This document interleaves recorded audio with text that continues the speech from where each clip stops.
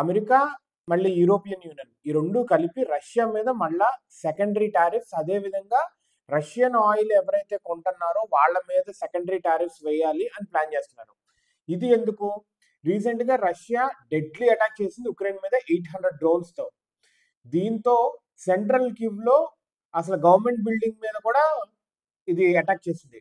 Government building మీద central క్యూలో చేస్తుంది అంటే లైక్ క్యాపిటల్‌లోకి వచ్చేసినట్టే ఒక రకంగా చెప్పాలంటే. చాలా లోపలికి చొచ్చుకువచ్చినట్టు. రీసెంట్‌గా ఉక్రెయిన్ రష్యాస్ న్యూక్లియర్ ప్లాంట్ మీద కూడా అటాక్ చేసింది. మేబీ ఉక్రెయిన్ రష్యా మీద అటాక్ చేసింది కాబట్టి రివెంజ్ లాగా 800 డ్రోన్స్. ఇదివరకు చెప్పుకున్నాం మనం 230 డ్రోన్స్, 400 డ్రోన్స్ హైయెస్ట్ ఎప్పటికని చెప్పుకుంటా ఉన్నాం.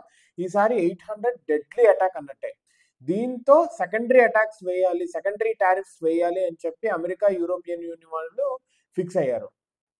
అయితే ఈ అమెరికా అండ్ యూరోపియన్ యూనియన్ వీళ్ళ ప్లాన్ ఏంటంటే ఈ సెకండరీ టారిఫ్స్ వేస్తే దగ్గర 6 రష్యన్ సెంట్రల్ బ్యాంక్స్ అదే విధంగా ఎనర్జీ కంపెనీస్ వీటి మీద ఎక్కువ ప్రెషర్ పడి ఉండేటట్టుగా అదే విధంగా క్రిప్టో అసెట్స్ ఉంటాయి కదా, ఆ క్రిప్టో అసెట్స్ కూడా ప్రాబ్లమాటిక్ గా అయ్యేటట్టుగా వీళ్ళు ప్లాన్ చేస్తున్నారు మొత్తానికి.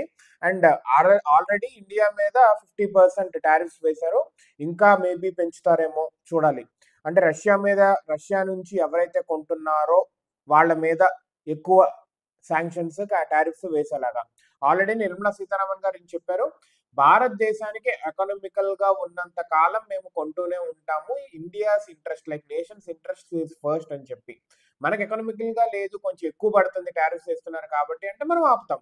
వీఆర్ నాట్ ఫ్రెండ్లీ అంటే రష్యా ఫ్రెండ్లీ అని చెప్పి రష్యాకే పూర్తిగా కాదు, లేకపోతే అమెరికా ఫ్రెండ్లీ అని చెప్పి రష్యాని పూర్తిగా వదిలేయటం కాదు. దేశానికి ఏది కావాలి అనేది మనం చూసుకుంటున్నాం. మొత్తానికి టారిఫ్ అనే ఒక్క వెపనే పనిచేస్తుందో మరేంటో చూడాలి. స్కాట్ బీసెంట్ ఉన్నారు కదా, ఈయన యుఎస్ నుంచి ఈయన చెప్తున్నారనమాట. ఇలా వేస్తే కనుక సెకండరీ టారిఫ్స్ మళ్ళా వేస్తే రష్యన్ ఎకానమీ అనేది కొలాప్స్ అయిపోతుంది. అప్పుడు పుతిన్ ని ట్రంప్ టేబుల్ దగ్గరికి తీసుకొస్తాడు అని చెప్తున్నాడు.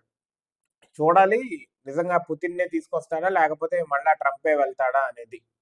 ఇంకా ఇలా చేస్తే కనుక ఆల్రెడీ కివ్ దాకా వచ్చింది. కివ్ కూడా మొత్తం ఆక్రమించి అంతలాగా వచ్చేసారనుకోండి, ఇంకొక 100 కిలోమీటర్స్ 150-200 కిలోమీటర్స్ వచ్చేసారనుకోండి, we need to see like ఒక్కసారి కనుక వాళ్ళు ఆక్రమించి జెండా ఎగరేస్తే రష్యా వాళ్ళు వెనక్కి వెళ్లే రకం అయితే కాదు.